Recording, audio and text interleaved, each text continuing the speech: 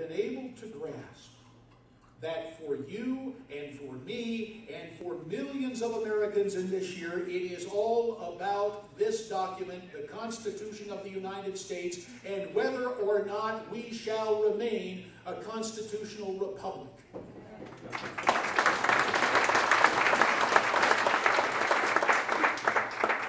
The threat and the opportunity is as old as our republic itself. Perhaps you remember the story from your school days. The year 1787, the Constitutional Convention, what both Dr. Cleon Skousen and what Catherine Drinker Bowen have called the miracle at Philadelphia, has just taken place. A matriarch, a doyenne of Philadelphia high society, happens to have her granddaughter in tow, and she encounters that remarkable American who was a printer, a humorist, a scientist, a statesman, a diplomat, and one of our founders, Benjamin Franklin. And she shouts to him, "Dr. Franklin, what form of government have you given us?" And he replied to her, "A republic, if you can keep it." That admonition rings in our ears 2 centuries and 2 decades later, as we now confront the 44th President of the United States. Ironically, on his resume, he claims at one point that he was a professor of constitutional law. Now, he didn't specify the United States Constitution. How else could we have the spectacle, just a few short days after his inauguration, of the President of the United States picking up the telephone, calling the chief executive officer of what is ostensibly a private corporation, and essentially firing that CEO? You will search in vain for that duty, for that power granted anywhere in this document to any president. And then, quite literally, to add insult to injury for our entire nation, just in time for Christmas, the president, treating the legislative branch as little more than the Chicago Board of Aldermen, muscles through a plan that the propagandists in the press try to tell us deals with health insurance, but you and I know it deals not a whit with the maintenance of our health. It has everything to do with the transfer of our wealth. This new president, in retrospect, perhaps we should have seen it coming. Perhaps it was inevitable.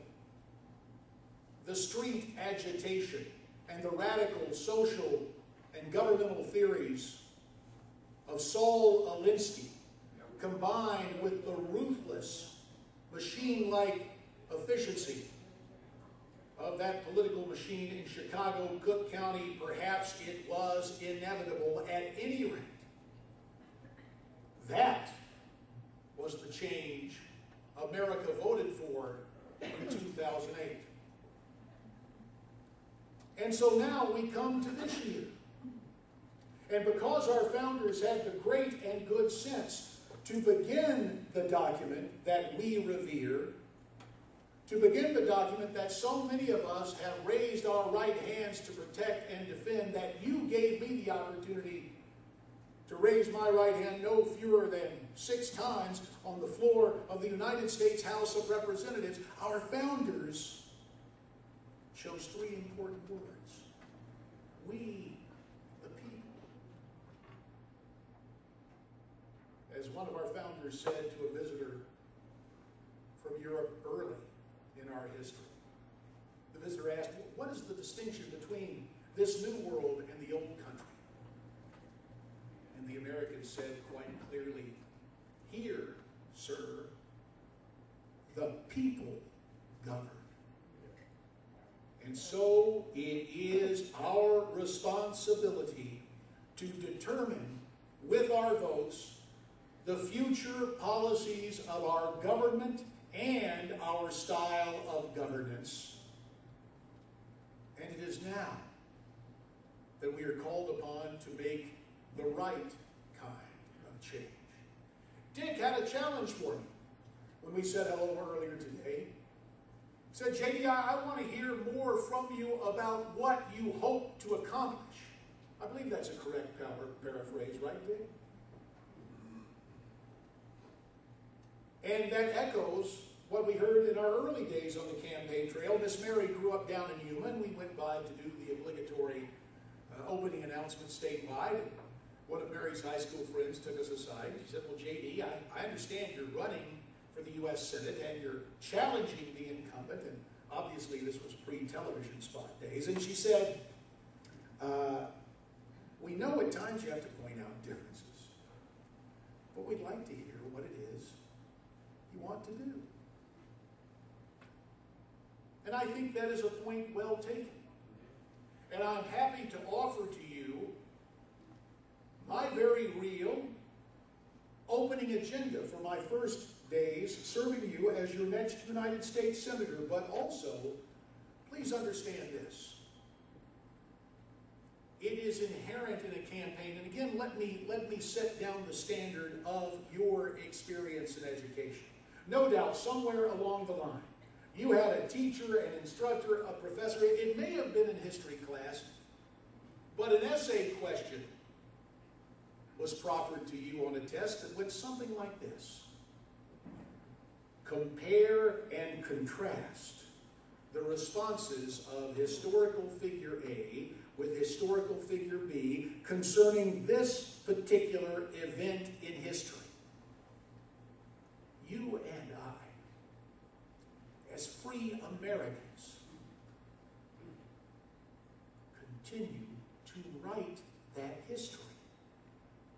And when you think about it, all the folderol aside, a campaign is a legitimate opportunity to compare and contrast. So we'll do some of that, but please don't misinterpret it. It is not some sort of attack proffered out of some sort of personal animus or disagreement. Rather, it simply points out differing approaches to the problems we have to make the case that it is time for the right kind of change in the United States Senate for the state of Arizona. Let me begin. And the agenda is right here in the Constitution of the United States. Article 1, Section 1 reads, the United States. I beg your pardon. Let me back up. Strike that. Article 1, Section 1 reads, and especially for the benefit of our friends from the other campaign, I've never seen such interest. Thank you for coming and videotaping every word, and I know you enjoyed the lunch. Can we have a nice hand for our friend from the McCain campaign this afternoon?